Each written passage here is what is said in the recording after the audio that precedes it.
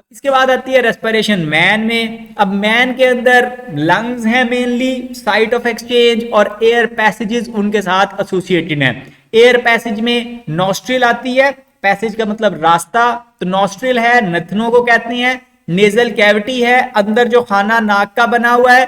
Pharynx है, गले वाला इलाका।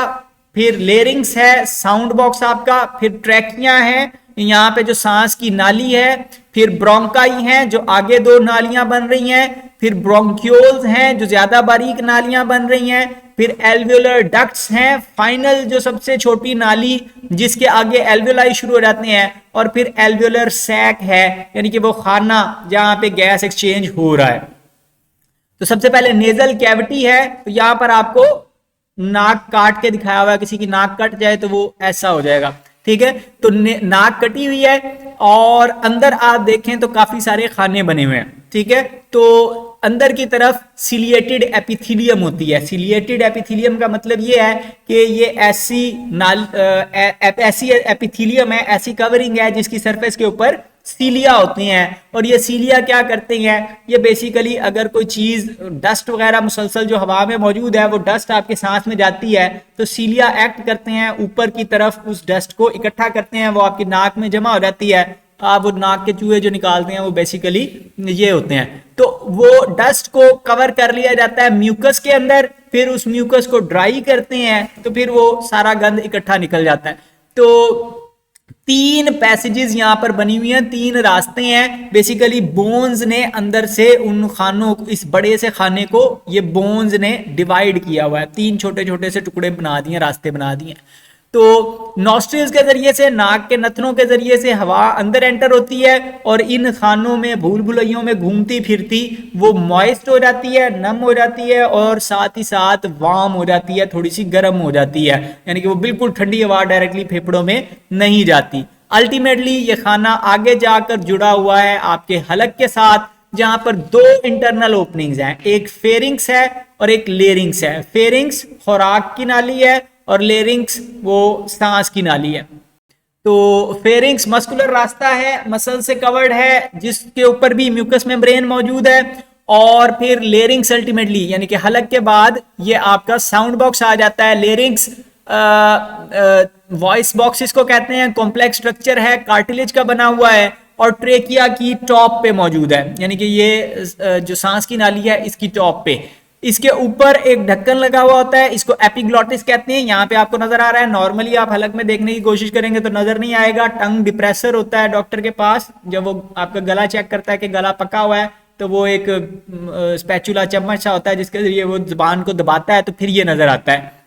तो ये ढक्कन के तौर पे काम करता है, सांस की नाली के ढक्कन के तौर पे। जिस वक्त आप खुराक खा रहे हैं तो वो इसको, सांस की नाली को बंद कर देता है। यहां पर आपको दिखाया हुआ है ग्लॉटिस, ये ओपनिंग है लेरिंग्स की, यानी कि वो साउंड बॉक्स की ओपनिंग है, ऊपर वाला कवर।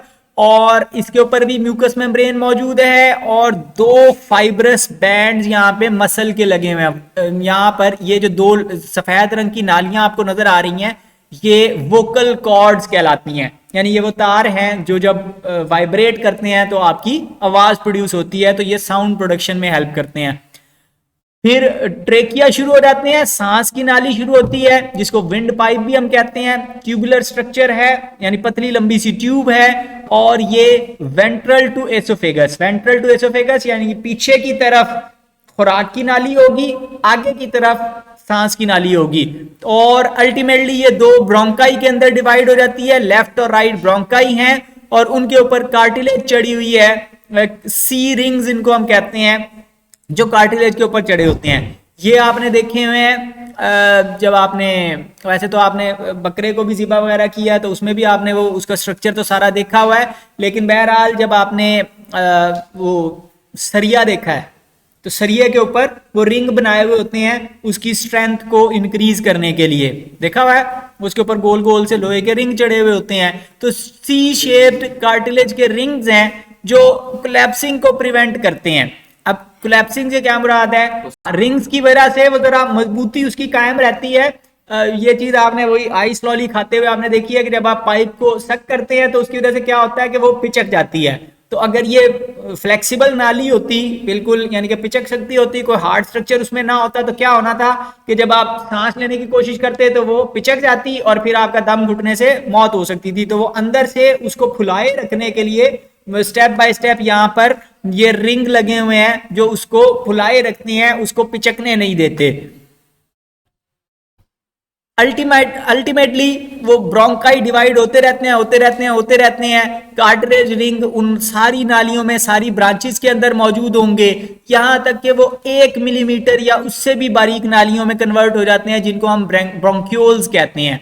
अब ब्रोंक्यूल इतने बारीक होते हैं कि उनके अंदर फिर कार्टिलेज मौजूद नहीं होती, वहां पर उनको कंट्रोल करने के लिए, रास्ता खोलने बंद करने के लिए स्मूथ मसल्स लगे हुए होते हैं, और अल्टीमेटली वो नाली अटैच होती है एयर सैक्स के साथ। ये एयर सैक एक आपको दिखाया हुआ है, बाहर से भी और अंदर से भी।